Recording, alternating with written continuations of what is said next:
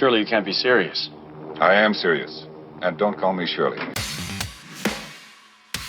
Good morning, Vietnam! I have you now. We came, we saw, we kicked its ass. Hello! My name is Inigo Montoya. You killed my father. Prepare to die. Life moves pretty fast. You don't stop and look around once in a while, you could miss it. My calculations are correct. When this baby hits 88 miles per hour, you're gonna see some serious... You're listening to the 30-something movie podcast. One movie each week, 30 years in the making.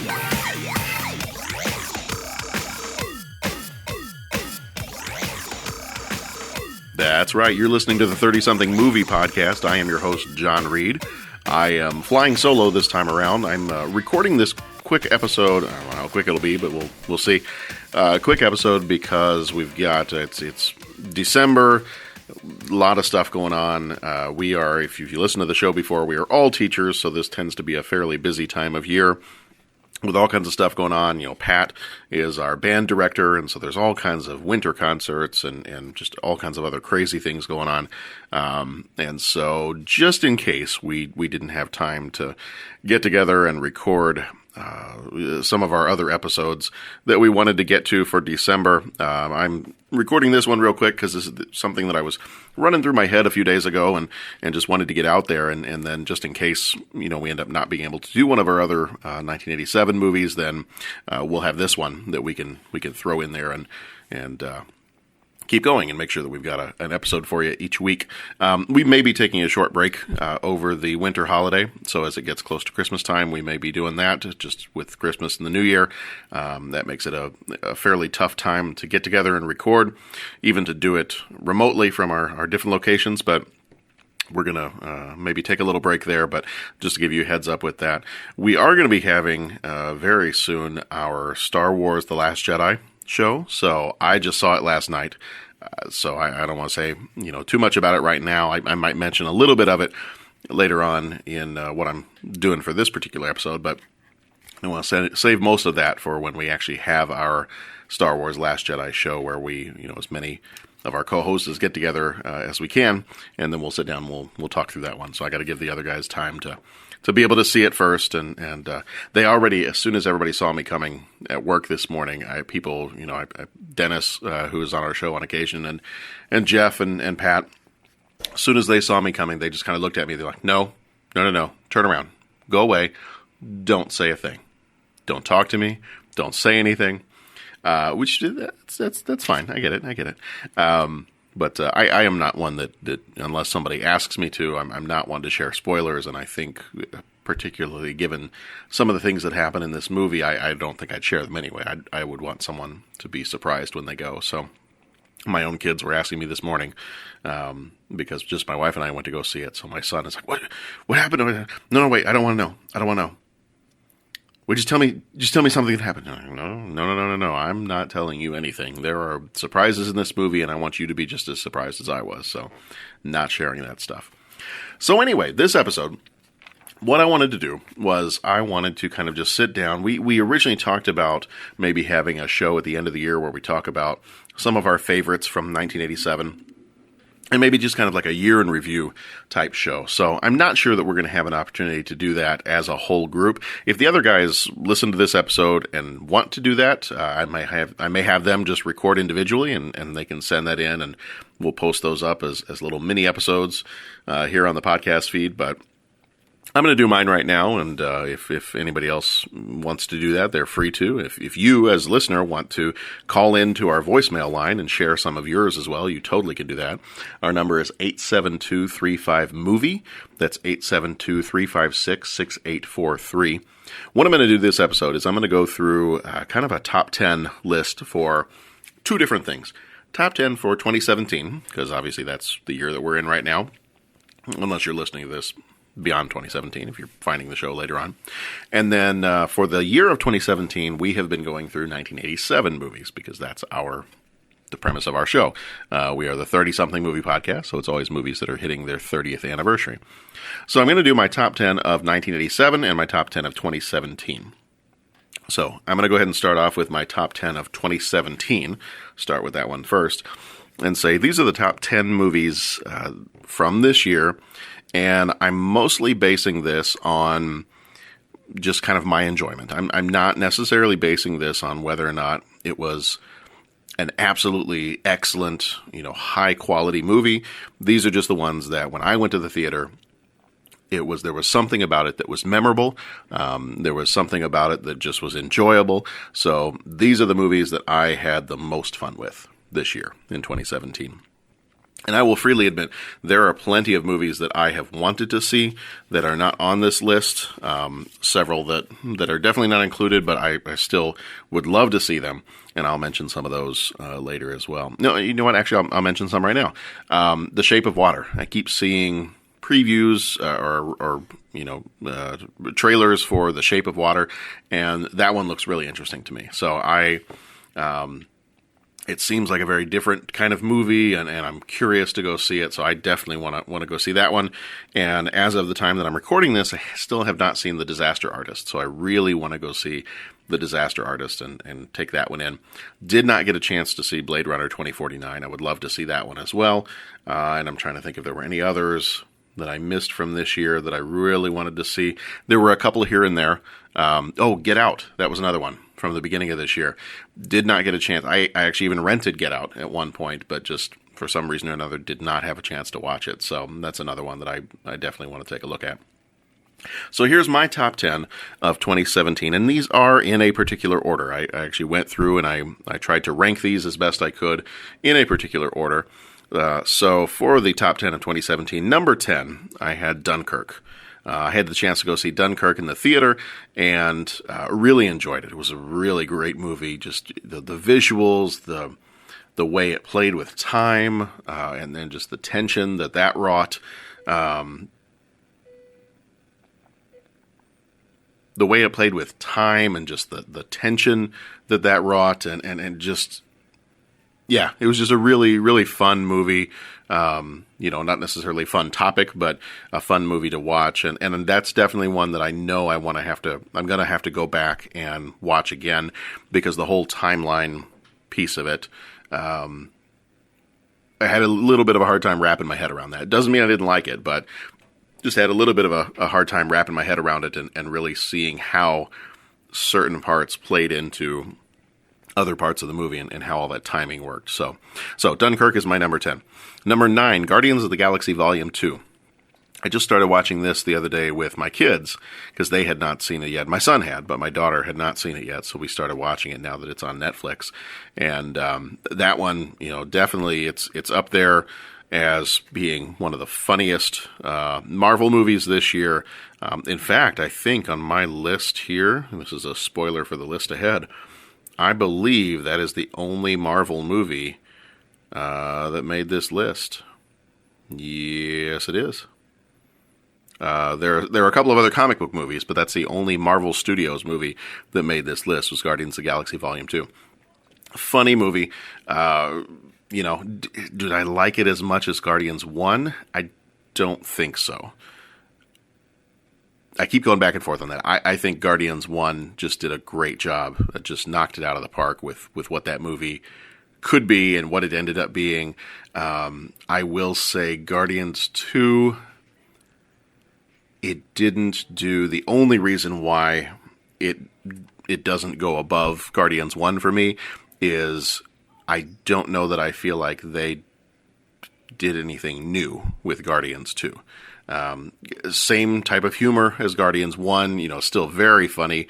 Got to, enjoyed seeing the characters progress and all that, but, it didn't feel like anything new was done with it. And so, that's the only reason I still, consider that one to be just a little bit below Guardians 1. Number 8 on my list was Beauty and the Beast. So this may seem strange, like, you're listing off a whole bunch of action movies and things like that. I actually really enjoyed Beauty and the Beast. We took our whole family to go see it, and it was one of those that I remember watching, with my family, with my sister and my brother, remember watching the original cartoon, and I remember knowing all the songs, and it just one of those Disney movies. It's like Little Mermaid and some of the kind of early '90s. Well, most of the 90s, Disney movies, Lion King, Little Mermaid, that type of stuff. They're just iconic Disney films. And so when this one came out, I was curious to see what they were going to do with it and how well it was going to come across with all the live action stuff. I thought they did a great job. The whole family had a lot of fun watching the movie. And if I compare the two, I think maybe I would give, I might be, and maybe this is just me as an adult, but I might be more ready to rewatch the live action Beauty and the Beast than I am the cartoon Beauty and the Beast at this point. But I just really liked it. Some of the additional songs that they added in I thought were great. I think Dan Stevens is the name of the guy that does the Beast, that actor. Just thought he did a great job. Enjoyed the one song that he sang in it. I think that one was original for the movie, might have been. Yeah, didn't do my research on that one, but I'm thinking that one was either original for the movie or it was part of the stage play. Definitely not in the original Beauty and the Beast cartoon. Number 7. So I think Pat might disagree with me on this one, but I have number 7 as Logan, and I know Logan is going to be a lot higher on his list if he decides to do one of these. But yeah, Logan is number 7 for me, because it was a great movie. And that's what I want to kind of preface with this top 10 list. And that's why it's a struggle to do these top 10 lists sometimes is it was a bit of a task for me to put down this top 10 list and really put them in an order based on how much I enjoyed them, because Logan was an outstanding movie. Loved it. I mean, it was one of the first big movies we got this year. It started the year off of this amazing year of 2017 movies. And I love that movie. It was a great movie. The ones that are higher on this list for me, maybe they're higher just because there's something about them that maybe I enjoyed a little bit more. Or I did say this at the time, Logan being such an intense movie, it is a very intense movie. I did say that I don't know that Logan feels like a movie that I would go back and rewatch again, or at least rewatch again anytime soon. That a few years from now, I may decide to go back and rewatch Logan again, but it's one of those movies, and this happens, not very often for me, but it's one of those movies where I watch it and I sit down and I go, wow, that was amazing. I'm good. I saw the end of Logan's story. I'm good. I feel satisfied by it. I feel, that it's wrapped up and I've got everything that I need from the story of Logan, and just the intensity of the movie too. I think it was just one that I said, you know what, I'm good. Other movies on this list maybe a little bit higher because I just had more. It was maybe more fun. I kind of struggled to see, or how I was going to say this and say that, because Logan was a fun movie to go see. I don't know that I'd say it's a fun movie. It was great, and it was very entertaining, but, it's some of the other movies that are a little bit higher on this list, maybe because I might have more fun watching them, and are definitely ones that I might, want to see more often or see again sooner. So number 6 on my list is Baby Driver. You really thought that was a really fun movie. I mean, I like the idea. It's very similar to a Guardians of the Galaxy, where the soundtrack is really driving the movie, and literally driving the movie in this case. But just I like the whole idea of the getaway driver and needing the music to kind of get him in the zone, but also needing the music to help him kind of concentrate and focus because of an actual physical impairment that he has. Just thought it was a really fun movie, and had a lot of fun actors in it. John Hamm, I always like John Hamm in movies, and on a side note, saw the other day that I don't know if he is trying to push for it or someone is pushing his name on his behalf. That if Ben Affleck decides to leave the role of Batman, that after Flashpoint, John Hamm would like to play Batman. I'd be totally fine with that. I was totally fine with the idea of him possibly playing an older Superman back years ago when they were talking about that. But if he wants to take over as Bruce Wayne Batman, I would be absolutely totally fine with that. I think he'd be really good at it. Jamie Foxx in this movie too, Kevin Spacey, just tons of really great people in this movie. Number 5 is Atomic Blonde. Now, Atomic Blonde is, and part of it might just be Charlize Theron. I'm just going to throw that out there and say part of it might just be her. But the Atomic Blonde, almost the same intensity as Logan, like a very intense movie, very brutal fight scenes. Part of the reason that I might rank that one a little bit higher is also the 80s nostalgia. The soundtrack is 80s. It takes place in the 80s. The color palette I just thought was very interesting. A lot of kind of the neon colors of the 80s, and and just the whole spy story of it. It was a lot of fun to watch. I remember going to see that one at the theater and just having a lot of fun watching that. And that's another one that I feel like, even though it was very intense, just like Logan was, that one I might go back and rewatch a little sooner than I would Logan. I might have just had a little bit more fun watching Atomic Blonde than Logan. That doesn't necessarily mean that Atomic Blonde is a better quality movie than Logan. Again, like I said, these are just the ones that I am ranking as having the most fun watching. Number 4 on my list is War for the Planet of the Apes.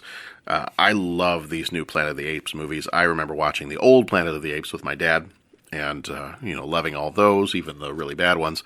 And I've really enjoyed to see what they've done with the story of Planet of the Apes with these 3 movies, this trilogy that they've done. And this one I thought was just a great fitting end to the Apes trilogy. So, and it's another thing where they wrapped it up in such a way that I'm good. I don't need any more Planet of the Apes movies. If they want to come out with more, that's totally fine. But they wrapped it up in such a way that I can sit there and say, I'm good. I've got 3 outstanding Planet of the Apes movies that if I want to sit down and watch anytime soon, it's maybe a little bit the same way that I felt with Lord of the Rings, is that I enjoyed the Hobbit movies. I didn't need them, but I enjoyed them. But if you had just told me, Lord of the Rings, Fellowship, Two Towers, Return of the King, that's it, I would have been totally fine with that. Wrap up the story, good to go. Same thing with War for the Planet of the Apes.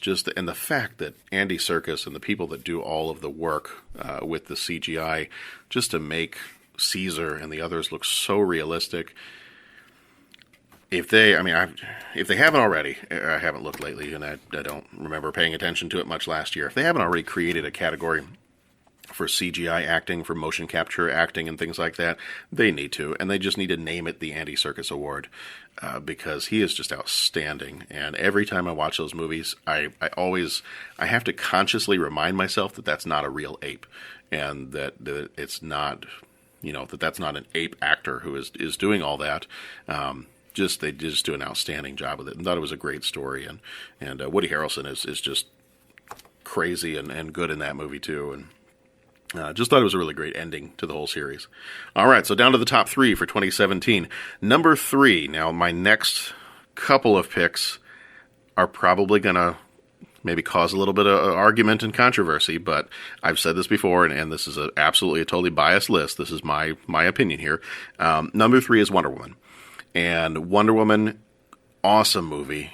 Probably, in terms of quality overall, probably the best DC movie they've had up to this point. Now, I've said before that if I am ranking the DC movies, I'm still going to put Man of Steel first, because Superman is my character. I love the Superman character and the Superman stories and the mythos. So he's always going to come first for me. But Wonder Woman, outstanding story. Just for all those people who spent all their time saying, "Oh, Gal Gadot, she's not Wonder Woman. She doesn't look anything like Wonder Woman. She's too small. She's not, it's not going to work." You're all wrong. Okay, you're plain wrong. And I will just say, let's go back to my earlier comment about the reason why I can watch just about any movie with Charlize Theron in it. Gal Gadot, whatever movie you want to put her in, I will go watch that movie as well. Okay. So, and then just the way that she is able to play both this ridiculously powerful warrior and yet somebody who is just so innocent to the ways of this world, is just outstanding. Just that she gets that very innocent look on her face, and you both want to cheer for her and protect her at the same time. Not that she needs any protecting at all. But I just thought she did an outstanding job with that. Now, number 2, and this is where it's going to cause a little controversy and maybe some argument here, is number 2 I'm going to put as Justice League. And the reason I'm putting Justice League as number 2 for this year is because it brought together all of my favorite characters, and I got to see them all on screen at once. And, same as with Batman Superman. Batman vs. Superman, that had my favorite characters on the screen all at once. I've gotten to the point where I can watch the movie and I can be entertained by it, but I know that it's not a great movie. It has a lot of problems with it. So Justice League, it brought my characters together. It gave me the Justice League that I've been, waiting to see, and it was a step in the right direction for DC. If you listen to our Justice League episode that we did, it's a step in the right direction. This is the first step to what I think DC needs to do to kind of fix its image with moviegoers, and I love the character of Superman in it. Loved the camaraderie that it brought together with all the different characters. So Justice League is definitely my number 2 for this year. My number 1, and it's not just because I saw it last night. I even preemptively put this as my number 1 on this list before I even saw it, because I knew this was going to be my number 1 movie of the year. And after seeing it last night, I have no qualms putting this one as number 1. It stays my number 1 movie of the year. It will be my number 1 movie of the year. It is Star Wars: The Last Jedi. I am still riding the high of watching this movie. And it did some things that I did not expect it to do. It did some things that definitely move the story forward and make way for a future Star Wars that both pays respect to what's come before, but is also a new thing. So, it was a lot of fun. I went with my wife last night. It was a packed theater. I love going to movies like that on the opening night because I know people are going to cheer. I know that people are going to react. When R2-D2 comes on the screen for the first time in a movie, people cheer. And when you see the Millennium Falcon, people start cheering. And, when a hero does something and stands up against the bad guy, everybody starts cheering, and there's a spot in the closing credits where it has in loving memory of Carrie Fisher, and everybody's clapping for that part too, and again, I don't, until we do our Last Jedi show, I really don't want to say too much about the story because it's still very fresh, and I don't want to give anything away in case people haven't had a chance to see it yet. But it was a lot of fun. It was a lot of fun, and for a lifelong, diehard Star Wars fan, I've already seen a few people say that they are lifelong, diehard Star Wars fans and they didn't like it. But for me, as a lifelong, diehard Star Wars fan who is happy to see Star Wars in all of its forms, I thought it was a lot of fun. I thought it clearly paid a little bit of tribute back to the prequel movies, definitely to the original trilogy, and then even had some bits and pieces that really reminded me of the Clone Wars and the Rebels cartoons that I've been watching with my kids over the last few years. And so it tied a lot of Star Wars together for me as a fan. I just really enjoyed it, and I cannot wait to go back and see it again. If my kids didn't already have stuff going on with, Christmas play practice this weekend and other things, other obligations we've got, I've been looking at Fandango going, all right, when's the next time I can find tickets that I can go take my kids to go see it and go see it again myself? And, it's one of those that if I had bought tickets back to back, I would have, jumped from one theater to another and just gone to see it a couple of times in a row. Just a lot of fun. I'm really excited for the direction that it seems like Star Wars is going, and I just can't wait to see, what's going to be happening over the next few years. So that is my top 10 for 2017. So let me jump quickly to my top 10 for 1987. And again, it took me a while. I had to go through. Jeff and the other guys kind of laughed at me a little bit, but then Jeff, wanted a copy of the chart that I used. Went through a whole chart and a criteria for why I wanted to rank these, in the order that I wanted to rank them, So it did take me a little while. I did put these together using my trusty little chart, and so this is what I came up with my top 10 movies of 1987, which is the movies we've gone through this year. And every single one of these we did an episode on, so if you want to go back and listen to any of those, then I can drop the links to those episodes in the show notes, or you can just go find them by going to iTunes or Google Play or any of the other places you get your podcasts and look for our past episodes from this year. Number 10, Raising Arizona. Raising Arizona's a funny movie. I like the Coen brothers. I like their Oh Brother, Where Art Thou? Now, I will say that's probably the last movie of theirs that I think I've really enjoyed. But Raising Arizona is just hilarious.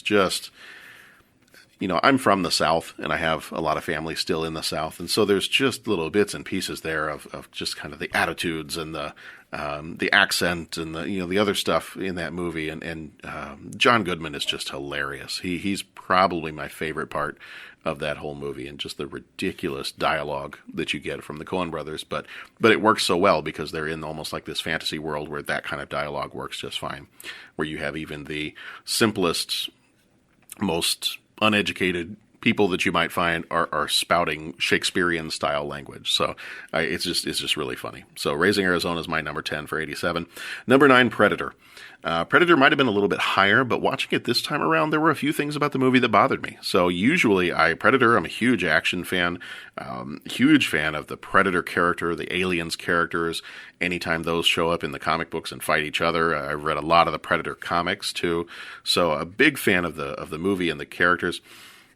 Yeah, something about it this time, it didn't click with me as much as before. The music kind of bothered me watching it this time around. So it's still definitely in my top 10, but it's a little bit higher up on the list, this year as it might have been in the past. Number 8, Inner Space. I have always enjoyed this movie. Just the idea of the whole miniaturization. It reminds me of the ride at Disney World. And I just remember this being a funny movie. And I loved this movie as a kid with Martin Short and Dennis Quaid and Meg Ryan. And just remember having a lot of fun watching it and then imagining as a kid that every time I had a little pain in my eye that there was some little pod roaming around inside my body. Number 7, The Untouchables. The Untouchables, great movie. My mother-in-law was in the hospital for a little bit. It was probably about 2 years ago now. Maybe about a year ago, 2 years ago, whenever it was. And it was on the TV. She was flipping through the channels on the TV in her hospital room, and it happened to be the staircase scene in The Untouchables. And the moment that came on, I had not watched The Untouchables, in years before that, but the moment that came on, I was like, oh, The Untouchables. That scene in particular, that just, all I can say is, thus endeth the lesson. Great movie. Outstanding movie. But yeah, it's definitely up there. Now, this is where, so a great movie like The Untouchables, let's compare that to the rest of my list here. This is a totally biased list, and it's all about nostalgia and what I find to be fun. Again, not to say that any of these next movies are of the same caliber and quality as The Untouchables, but this is just if I was going to sit down and rewatch something, what would I rewatch more often? So the next one on my list, number 6, is Masters of the Universe. On no other list in the world would you ever put Masters of the Universe in front of The Untouchables, unless it's something like, top 10 movies that feature swords. Loved Masters of the Universe as a kid, saw it in the theater, was so excited at the end of that movie when Skeletor came up and said, "I'll be back." And as a kid, I waited and waited for that sequel that never came, but just enjoyed that movie so much. Played He-Man as a kid, loved the He-Man cartoon, had all the toys. So Master of the Universe, to see a live-action version of something that I loved as a kid, it was the same thing with the Ninja Turtles a few years later. But, Masters of the Universe has always had a very special place in my heart. And it will hold that special place eternally. Eternally? That didn't work. Okay, number 5. Number 5 is RoboCop. RoboCop, I have appreciated this movie more. The more I have seen it over the last few years, in my mind, that movie gets better and better. And I don't know if it's because the current world and society starts to feel more and more like Detroit in RoboCop. But I don't know, there's just something. Each time I've watched that movie, and it's not you don't think of it as being like a very deep movie with a lot of deep meaning and all kinds of other things. But I remember watching it this time and thinking, you know what? That's pretty profound. There's some stuff in there that I don't know that I really saw watching it the dozens of other times that I've watched it over the course of my life. But RoboCop, I just still love that movie. watch the remake that they did just a few years ago, and it was all right, but it definitely was not. It didn't have the same heart and soul as the '87 RoboCop. Number 4 is Spaceballs. There's no way that Spaceballs couldn't occupy the top half of this list. Even when we were in 1985 or 1986 movies last year, a couple years ago, we were talking about the movies we would do for this year, and Spaceballs comes up every time. Spaceballs will come up after 1987, after we've done this year of movies, and we just, it just starts us off quoting everything about that movie, and that's what we were worried that our episode was going to turn into, was just a quote fest. But yeah, Spaceballs. I don't know how much more I need to say about Spaceballs, but it is just hilariously funny, especially for somebody who's a sci-fi fan, a Star Wars fan, so it has to occupy a top spot on this list. Now, the one where I know some of the guys would argue with me is Evil Dead 2. I am a huge fan of the Evil Dead movies. I love the Evil Dead movies. I love Army of Darkness. I love the Ash vs. Evil Dead TV show. Went to go see Bruce Campbell in person, a couple months ago. That I didn't love so much, but that's a whole other story for a whole other time. But yeah, Evil Dead 2 is probably, I still have to decide if Evil Dead 2 is, do I like Evil Dead 2 more than I like Army of Darkness? And I'm not sure. So that one I got to think about a little bit more, but Evil Dead 2, just hilarious. I saw that one in the theater for the first time when I was in college. They were doing like a Rewind film festival, and got to see that and Taxi Driver and a couple of other movies that I think 2001 was in that list. And movies I'd never seen, and just howling with laughter the whole time I saw that movie. And I think part of it helped was because I was sitting in a theater with people who had seen it before, and they knew what was coming, and they... just their reactions fueled my reactions. And that's one of the reasons I love to go see movies in the theater, especially when I know that the crowd is there because they want to be there and they love this movie. And that's why I will always go to a Star Wars movie on its either opening night or opening weekend. So Evil Dead 2 is number 3 on my list. It will, stay number 3 on my list. It is one of my absolute favorite movies of all time, much less 1987. Again, these next few movies are still, these are going to be favorite movies of all time and not just 1987, because 1987 was an outstanding year, just like all the other years we've done so far. So number 2 on my list, and this is where this handy-dandy little chart that I made really kind of surprised me a little bit. Number 2, I kind of thought would show up as number 1, but when I sat down and I ranked everything and I compared all these movies to each other, I brainstormed all these movies and then I compared them each to each other, and the movie that came out as number 2 I thought was going to come out as number 1, but it did not. I actually ranked another movie higher than this one. Number 2 on my list is The Princess Bride. Now, I don't think I really need to say a whole lot about The Princess Bride other than it is outstanding. It is hilarious. It is full of action, fencing, fighting, true love. I'll list off that whole thing. I remember watching this with my dad. He would constantly quote this movie. He would sometimes he would just kind of would be playing around and something. He'd go, "Hello, my name is Inigo Montoya. You killed my father. Prepare to die." And so, we'd play that stuff, and and much like Spaceballs, this is infinitely quotable, and just so funny, and it doesn't take itself too seriously, and just an outstanding movie. Great actors, outstanding movie, and and it's one of those movies that you can show your kids. Like, I have shown my kids that movie a few times, and they love it too, and it's those movies that you can share with other people in your life. I think that they hold a higher place, for me at least, in my movie watching, because it's something I can share with the people around me, and I can talk to them about it, and we can enjoy it together. Number 1 on my list. So this is where, in terms of it being a good movie and a movie that I really enjoy, it doesn't surprise me, but it did surprise me that it showed up a little bit ahead of Princess Bride, but I'm not going to argue with it because it's still one of my favorite movies of all time, and maybe more so because of the passing of Robin Williams just a few years ago. He was one of my favorite actors, one of my favorite comedians, and so that, to me, was kind of a big deal when he passed. And for me, he's up there with, some of my celebrities. I don't like to hold celebrities up as being any more special than a normal person, but some of the big celebrities that have died recently that were, kind of I have a special connection to, either because grew up listening to a lot of their music or watching a lot of their movies, and I just have a lot of memories associated with them. Robin Williams and David Bowie have probably been the two biggest ones lately, and Carrie Fisher this last year. But Good Morning Vietnam is the number one on my list for 1987, and that's, it has very serious moments, very poignant moments, but also ridiculously funny. I listened to that soundtrack way younger than I should have ever listened to that soundtrack, but just a collection of music. It did with its music what I think Guardians of the Galaxy does so well, and Baby Driver did so well, is making almost the soundtrack another character in the movie. It was almost like Robin Williams. I'd give the soundtrack of Good Morning Vietnam a Best Supporting Actor credit alongside Robin Williams in this one. But he is hilarious, and this is the perfect movie for his style of comedy. And then just the fact that it's a comedy movie. I don't even know if I want to say it's a comedy movie, but it's his style of comedy dealing with such weighty topics.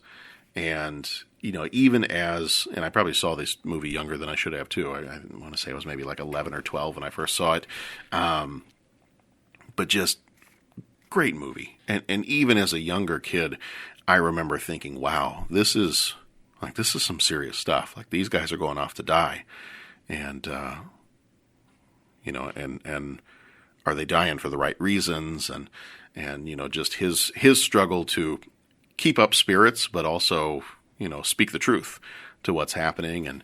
And I always kind of credit the idea of Superman and Clark Kent working for a newspaper. My original, before I became a teacher, what I wanted to do was go write for a newspaper. And, the whole idea of the truth and justice and all that. I usually credit that to Clark Kent. I've thought about it a little bit more since then, and I also think that one other influence would be how Robin Williams, how Adrian Cronauer in this movie handles knowing the truth, but not being able to, not being told he's not allowed to speak the truth. So I think that's probably got to be up there too, with one of the reasons why that was an appealing career for me when I was first thinking of what I wanted to do when I get out of college. So, Good Morning Vietnam. It is my favorite movie of 1987. So those are my top 10 lists. My top 10 of 2017, my top 10 of 1987. I would love to hear from you. I'd love to hear from our other hosts. I'll let them know that they can feel free to call into the Love Line, or they can record their own little episode, and I'll post it up here too. But I would love to hear from you. What were your favorite movies of this year, 2017? What are your favorite movies of 1987? We'll keep it to that one. You don't have to do a top 10 if you want to just give 3, 4, 5, whatever. But feel free, whatever you want to do. I think the Love Line, I know some of the guys have called in before. I want to say it might cut you off at about a minute and a half, 2 minutes, something like that.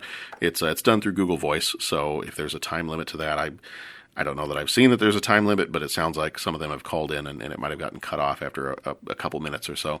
But please feel free to call as many times as you want, or send us an email, tweet us, whatever you want to do. But I will post this question up on Twitter as well, and we'll get some of your feedback and hopefully be able to feature that in one of our later shows. If you haven't before, it's wintertime, it's the holiday season. If you want to get us a gift, then if you appreciate what you've been hearing, you want to get us a gift, the greatest gift for us would be, we have a Patreon page, but that's not what I'm going to ask for. The greatest gift for us would be that you share our tweets on Twitter and go give us a review. If you haven't reviewed the show yet, if you wouldn't mind, take 30 seconds, 60 seconds out of your time. If you're enjoying the show, it's an easy, free way for you to just show your enjoyment of the show and to help us improve the show too. If there's stuff that if you're saying, hey, I really wish the guys would do this, or I love this and I wish they'd do more of it, and we'd love to hear from you. Honestly, we would really love to hear from you and hear what it is that you're enjoying about the show, or what else you'd like to see in the show that we're not currently doing. So if you don't mind, we kind of deal primarily through iTunes, but we are also on Google Play, and we're on a lot of the other podcatchers as well. Stitchel, and Set. Oh, good grief. Satchel and Stitcher. Okay, there we go. That's why, okay, forget it. Podcast over. I am not allowed to speak ever again. But we are on all those different podcatchers, so we would love it if you could give us a review on iTunes. And in the meantime, you can find us at 30podcast.com. You can call the voicemail line if you'd like to, 872-356-6843. That's 872-356-6843, and leave us a message. But you can also email us, 30podcast@gmail.com. These are all 30 and the word podcast. We're on Twitter at 30podcast, and we are on Facebook, facebook.com/30podcast. So in the meantime, thank you so much for joining me, and thank you if this ends up being one of our last episodes of 2017 and 1987. Thank you so much for joining us for this year. We've got some exciting things in store, a bit of a format change next year that's going to be coming. We'll talk a little bit more about that later.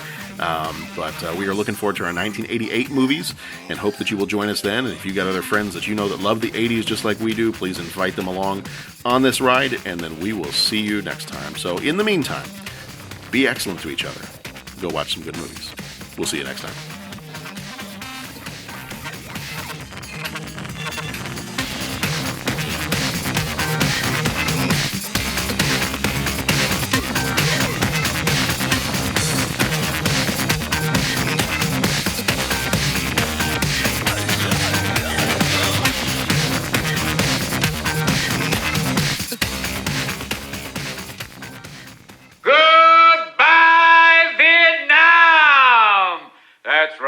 History, I'm out of here. I got the lucky ticket home, baby. Rolling, rolling, rolling. Keep them wagon rolling, rawhide. Yeah, that's right. The final Adrian Cronauer broadcast. And this one is brought to you by our friends at the Pentagon. Remember the people who brought you Korea. That's right, the U.S. Army. If it's being done correctly, here or abroad, it's probably not being done by the Army. I heard that. Oh, you're here. Good to see you. I'm here to make sure you don't say anything controversial.